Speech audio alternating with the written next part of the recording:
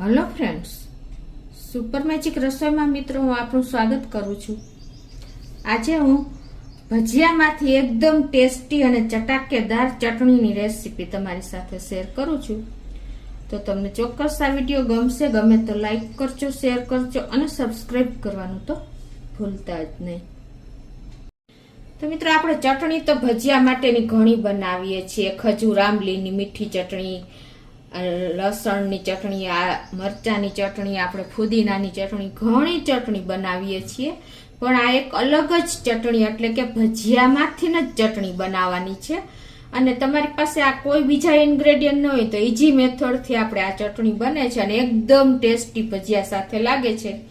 આપણા દાદી નાની વખતમાં આ જ ચટણી બનતી। આ ચટણી આપણે અત્યારે વિસરાઈ ગઈ છે, તો તમે ચોક્કસ એક વખત ભજીયા બનાવો ને ત્યારે આ ચટણી બનાવજો, એકદમ ટેસ્ટી બને છે। કોઈ જાતને બીજા ઇન્ગ્રેડિયન્ટ નથી, ખાલી બેસન અને આપણે રૂટીન ઇન્ગ્રેડિયન્ટ જ છે, તો પણ એટલી ટેસ્ટી ચટણી બને છે।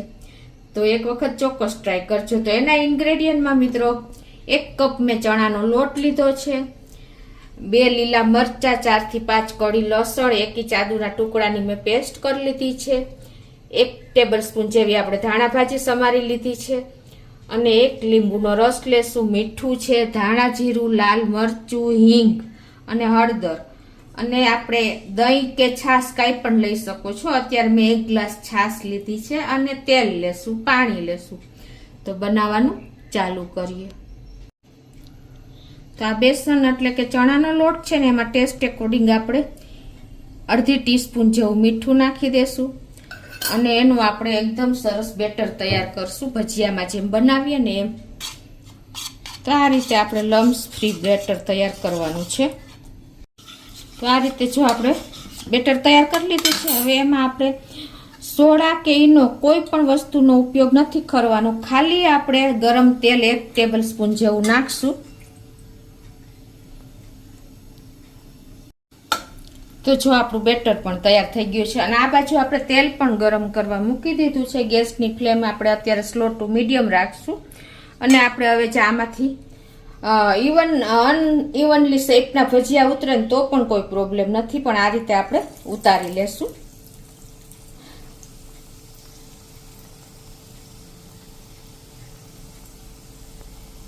અને આને આપણે બહુ કૂક નથી કરવાના, સેજ લાઇટ એવા જ કૂક કરવાના છે, એટલે ગેસની ફ્લેમ સ્લો ટુ મીડિયમ રાખીને આપણે અંદરથી સેજ ચડે ને એવા જ કરવાના છે, વધારે પડતા નથી જ કરવાના। ખાસ તમે આ પણ નોટ કરજો, ચટણી માટેના ભજીયા જે આપણે ઉતારીએ છીએ ને એ આપણે જે રૂટીન ભજીયા ઉતારીએ ને એટલા કૂક નથી કરવાના। આ રીતે આપણે એને ફેરવી લેશું। તો જો આપણે એકદમ લાઇટ એવા ફ્રાય કર્યા છે ભજીયાને, તો હવે એને આપણે લઈ લેશું અને એને આપણે આ રીતે સીધા જ છાશમાં નાખી દેશું। આપણે 1 ગ્લાસ જે છાશ લીધી છે ને એમાં જ નાખી દેશું। તો જો મિત્રો આપણે આ ભજીયા બહુ કૂક નથી કર્યા, જો આવા જ કરવાના છે, તમને ખ્યાલ આવી જતો હશે। તો હવે એને આપણે છાશમાં આ રીતે થોડીક વાર 5 થી 10 મિનિટ ડૂબાડી રાખશું, એટલે શું થશે કે આપણા ભજીયા એકદમ સોફ્ટ થઈ જશે અને છાશને ચૂસી લેશે। તે આપણે બીજી બેચ પણ તૈયાર કરી લેશું।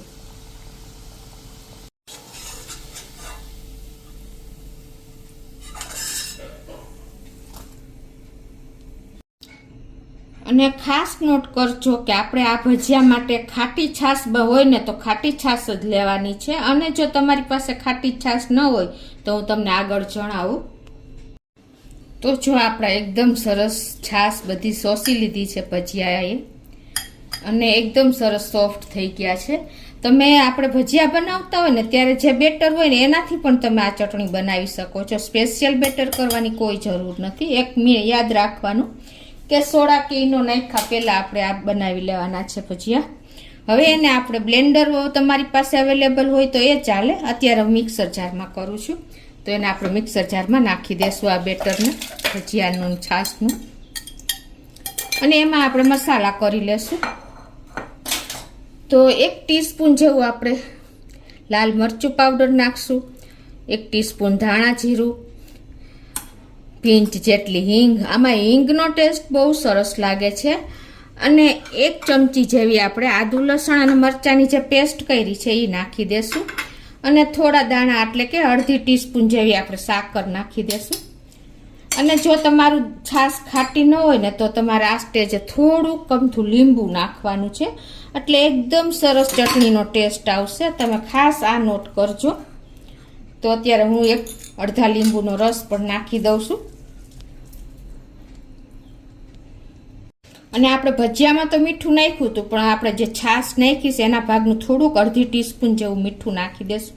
અને હવે એને આપણે મિક્સર જારમાં એકદમ સરસ પેસ્ટ તૈયાર કરી લેશું. તો આ રીતે જો આપણે પેસ્ટ કરી લીધી છે. હવે એને આપણે એક બોલમાં કાઢી લેશું. તો મિત્રો જો આ કન્સિસ્ટન્સી આવશે અને તમે તમારી રીતે તમે તૈયાર કરી શકો છો. કન્સિસ્ટન્સી આ પરફેક્ટ છે. જો આવી જ આપણે ચટણી, કોઈ પણ ચટણી બનાવીએ ને તો આ જ કન્સિસ્ટન્સી હોય છે. તો એકદમ ટેસ્ટી, ખાટી, મીઠી, તીખી એવી ચટણી આપણે કોઈ પણ જાતના બીજા ઇન્ગ્રેડિયન્ટ વગર બની શકે છે. અને હવે એમાં આપણે થોડી એવી ધાણા ભાજી નાખી દેશું. તો મિત્રો આપણી ભજીયામાંથી બનતી ચટણી રેડી છે. એકદમ ટેસ્ટી, સુપર ડુપરથી ઉપર એવી આપણી. તો મિત્રો એકદમ ચોક્કસ આ વખતે આ ચોમાસામાં ભજીયા બનાવો ને ત્યારે આ ચટણી ટ્રાય કરજો મિત્રો. અને તમે મને કોમેન્ટ બોક્સમાં જણાવજો કે તમને આ ચટણી કેવી લાગી. ઘણી વખત મિત્રો આપણે ભજીયા ખાવાની ઈચ્છા થાય છે અને આપણી પાસે પૂરતા ઇન્ગ્રેડિયન્ટ નથી હોતા, ખજૂર, આંબલી કે કાંઈ પણ મરચા. તો તમારે ઓચિંતાના ભજીયા બનાવવાના થાય અને ચટણી બનાવવી હોય તો તમે આ રીતે ભજીયાના લોટમાંથી જ તમે જ્યારે ભજીયા બનાવતા હોય એમાંથી જ ચટણી ભજીયા બનાવીને અને આ રીતે ચટણી તૈયાર કરી શકો છો. ક્યારેય તમારે માર્કેટમાં પણ નહીં દોડવું પડે. બીજા ઇન્ગ્રેડિયન્ટ તો આપણે ઘરમાં છાશ, ભાજી બધું અવેલેબલ જ હોય, ધાણા ભાજી, મસાલા. એટલે તમે ઇઝીલી મેથડથી આપણા દાદી નાની પહેલા આ જ રીતની ચટણી બનાવીને સર્વ કરતા અને વર્ષે બધા ભજીયા ખાતા. એકદમ ટેસ્ટી એવી આપણી ચટણી. અને એની કન્સિસ્ટન્સી પણ તમે જુઓ, દહીંની ચટણી હોય ને એવી સરસ લાગે છે. કેમ કે આપણે આમાં દહીંનો પણ છાશનો ઉપયોગ કરી જ લીધો છે. એટલે તમે ખાટી, મીઠી ને તીખી બધી પરફેક્શન મેજરમેન્ટ હશે ને તો તમારી ચટણીમાં કોઈ કચાશ બાકી નહીં રહે. એકદમ ટેસ્ટી બને છે. તો એના પરફેક્ટ મેજરમેન્ટ પણ મેં તમને બતાવી દીધું કે 1 કપ આપણે ચણાનો લોટ હોય ને તો એની સામે આપણે 1 કપ છાશ લેવાની છે, 1 ગ્લાસ મોટો. અને તમારે કન્સિસ્ટન્સી રાખવી હોય ને એ પ્રમાણે તમે તૈયાર કરી શકો છો, પાણી નાખીને થોડું એવું બધા મસાલા સાથે. તો તમને ચોક્કસ આ ભજીયાની ચટણીનો વિડીયો ગમશે મિત્રો. ગમે તો લાઈક કરજો, શેર કરજો અને સબસ્ક્રાઈબ કરવાનું તો ભૂલતા જ નહીં. અને મિત્રો બાજુમાં રહેલું બેલ આઇકનને પણ પ્રેસ કરજો જેથી કરીને લેટેસ્ટ વિડીયોની માહિતી તમને મળતી રહે.